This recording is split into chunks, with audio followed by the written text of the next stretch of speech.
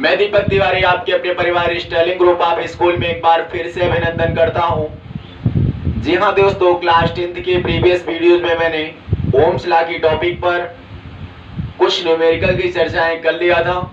जो भी कुछ न्यूमेरिकल बचे हैं वो न्यूमेरिकल इस वीडियो में मैं लेकर उपस्थित हुआ हूं। इसी के साथ आप सभी मित्रों को गुड आफ्टरनून, राधे राधे, राम राम। चलिए दोस्तों टॉपिक की तरफ चलते हैं। आज की टॉपिक क्या है? इलेक्ट्रिसिटी में ध्यान देने वाली बात होगी। टॉपिक होगी दोस्तों न्यूमेरिकल की। चलिए दोस्तों, इलेक्ट्रिसिटी में मैंने टॉपिक आपको बताया था, क्या आपको पता होगा? Ohm's law. जी हाँ, ओम्स लॉ बताया था। ओम्स लॉ जो आपको मैंने बताया था दोस्तों, ओम्स लॉ केयर करिएगा। ओम्स लॉ में मैंने फार्मूला आपको बताया था V equal to R I. वहीं आपको बताया था अनवर्क factor does the resistance of the conductor depends क्या होते हैं। इसके लिए फार्मूला मैंने बताया था आपको R equal to rho into L upon A, या एक फार्मूला और बताया था rho equal to R into L upon A. दोस्तों क्लियर करिएगा, बातें समझ में आएंगे। सबसे पहले फर्स्ट न्यूमेरिकल के टॉपिक पे हम लोग डिस्कस कर लेते हैं। चलिए क्लियर करिएगा। पहला टॉपिक है on what factors does the resistance of a conductor depends. ऐसा कौन सा फैक्टर है जो प्रतिरोध के चालक पर निर्भर करता है? ऐसा कौन सा फैक्टर है जो प्रतिरोध के चालक पर निर्भर करता है? दोस्तों क्लियर करिएगा, समझ जरूर आएगा। सबसे पहले सिंपलीफिकेशन में करके बता दूं, आप देख लीजिए यहाँ आपको पता है ओम्स लॉ के फार्मूले V equal to R I. आप बता सकते हैं क्या R equal to V upon I. दोस्तों रेजिस्टेंस पर कंडक्टर के कौन कौन से डिपेंड होते हैं? आप यहाँ कह सकते हैं इलेक्ट्रिक पोटेंशियल भी होते हैं। जी हाँ दोस्तों, इलेक्ट्रिक पोटेंशियल भी होते हैं, या यहाँ आप कह सकते हैं इलेक्ट्रिक करंट भी होते हैं। ओके दोस्तों, इलेक्ट्रिक करंट भी होते हैं। मतलब रेजिस्टेंस पर कौन कौन डिपेंड होता है? इलेक्ट्रिक पोटेंशियल भी डिपेंड होता है और इलेक्ट्रिक करंट भी डिपेंड होता है। वही दूसरी तरफ दोस्तों, अगर resistance R equal to rho into L upon A, ये वाला फार्मूला पता है आपको? नहीं याद होगा, कैसे आया था?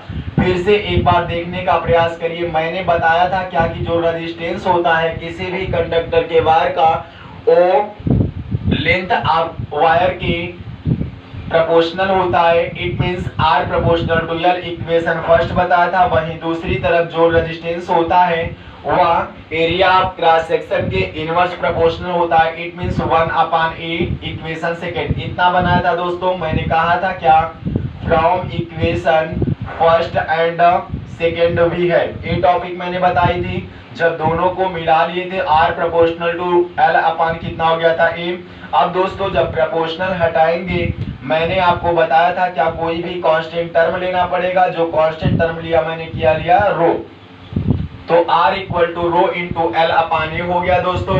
यहाँ जो रो है आपका, या प्रोपोर्शनलिटी कांस्टेंट है, या इसी को कहते हैं रजिस्टिविटी कहते हैं, या तो इसी कहते हैं स्पेसिफिक रेजिस्टेंस कहते हैं। आप देख सकते हैं यहाँ से, ये तो दोस्तों आपका प्रोपोर्शनलिटी कांस्टेंट है। प्रोपोर्शनलिटी कांस्टेंट को अगर छोड़ दिया जाए तो यहाँ से डिपेंड किस पर होता है? तो वह होता है length of wire and area of cross section. किस पर होता है दोस्तों? Length of the conductor wire और एरिया ऑफ क्रॉस सेक्शन। आइए हम आपको इस वीडियो के माध्यम से दिखाते हैं दोस्तों किस पर डिपेंड होता है वह रेजिस्टेंस ऑफ कंडक्टर। ध्यान से देखिएगा, पहला तो होता है लेंथ ऑफ द कंडक्टर, मतलब वो जो चालक होता है उसकी लंबाई पर निर्भर होता है। दूसरा क्या होता है दोस्तों? Cross sectional area of the conductor. उस कंडक्टर की क्रॉस सेक्शनल एरिया पर भी क्या होता है? डिपेंड होता है। तीसरा क्या होता है दोस्तों? Material of the conductor. मतलब मटेरियल का यहाँ मतलब आप कह सकते हैं द्रव्य, कह सकते हैं पदार्थ, कह सकते हैं। ओके दोस्तों, तो यहाँ से जो कंडक्टर होता है उसके ऑब्जेक्ट या उसके मटेरियल पर भी डिपेंड होता है टेम्परेचर ऑफ द कंडक्टर। दोस्तों टेम्परेचर कहने का मतलब होता है तापमान। आप सही समझ पा रहे हैं? अगर मान लीजिए आपके पास कोई एक ऐसा कंडक्टर का वायर है, चलिए दोस्तों केयर कर समझोगे, बहुत अच्छा समझ आएगा। टेम्परेचर मतलब अगर मान लो इसमें 220 वोल्ट की मैं करंट के सोर्स को मैं इसमें भेज रहा हूं, फ्लो करा रहा हूं। तो दोस्तों जब इतनी करंट आ जाएंगे तो इसमें आप कह सकते हैं 25 एम्पियर की करंट फ्लो कराई जा रही है। तो रेजिस्टेंस कितना होगा दोस्तों, क्लियर करिएगा। आपको पता होता है Ohm's law V equal to RI होता है। R की वैल्यू चाहिए तो V अपान कितना हो जाएगा, R 220 अपान कितना हो जाएगा 25, डिवाइड कर देंगे दोस्तों तो 8.8 आ जाएगा और ये ओम में आ जाएगा। ओके दोस्तों, क्योंकि मैंने आपको बताया था कि रेजिस्टेंस की जो यूनिट होती है वो ओम में लिखी जाती है। समझ आ रही है बात। तो यहां से मैं आपको बता दूं कि जितना उसमें आपका एक चीज मैंने ओम्स लॉ की टॉपिक में बताया था कि अगर आपका इलेक्ट्रिक पोटेंशियल इंक्रीज होगा, आपका पोटेंशियल डिफरेंस अगर इंक्रीज होगा तो इलेक्ट्रिक करंट भी इंक्रीज होगा। वही दूसरी लेकिन रेजिस्टेंस क्या रहेगा, ऑलवेज कांस्टेंट रहेगा। दूसरी टॉपिक में मैंने बताया था अगर पोटेंशियल डिफरेंस डिक्रीज होगा तो इलेक्ट्रिक करंट भी क्या होगा दोस्तों, डिक्रीज होगा, but resistance is always constant. It means पहले क्वेश्चन का कहने का यह मतलब कि वो जो रेजिस्टेंस है फैक्टर वह किस पर डिपेंड होता है। तो आप बता देंगे length of the conductor, cross sectional area of the conductor, material of the conductor, temperature of the conductor. Okay दोस्तों, जब आपको एग्जाम में इसको राइट करना हो तब के लिए टॉपिक अगर चलते फिरते रास्ते में आपको समझाना हो किसी को तो आप बताइएगा। You know very well Ohm's law, V equal to RI, R equal to V upon I, hence or you can say resistance is dependent on electric potential या potential difference and electric current। Okay दोस्तों, चलिए next question पर चलते हैं। तो care करिएगा।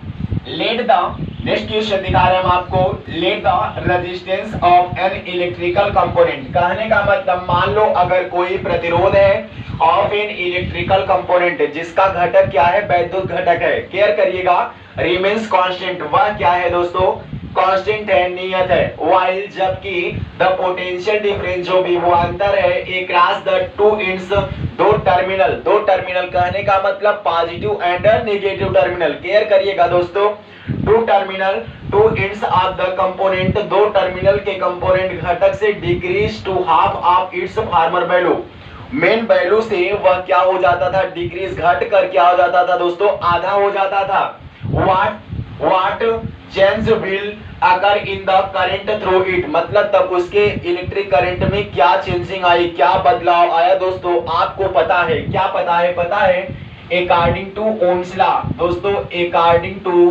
Ohm's law, according to OHM'S law. तो यहां से V प्रोपोर्शनल I आपको पता है। ओके दोस्तों, V इक्वल टू RI पता है, R इक्वल टू क्या हो जाएगा, V अपान I हो जाएगा। Hence R you can say resistance जो होता है दोस्तों इसके फैक्टर पर डिपेंड होता है। तो ध्यान से देखिएगा, मैंने जो आपको बताया था कि वही देखिए ध्यान से, let the resistance of an electrical component. कहने का मतलब रेजिस्टेंस बताइए उस विद्युत घटक का रिमेन्स कांस्टेंट जो क्या रहेगा दोस्तों, नियत रहेगा। वही मैंने आपको बताया according to Ohm's law, you know very well दोस्तों। यहाँ से जो according to Ohm's law V proportional to I होता है, क्योंकि ये जो पोटेंशियल डिफरेंस होता है directly proportional to electric current होता है, इस वजह से जो यह कैपिटल R होता है दोस्तों यह रिमेन्स कांस्टेंट होता है। व्हाइल जबकि the potential difference across the to and, जो पोटेंशियल डिफरेंस होता है वह दो एंड से चलता है।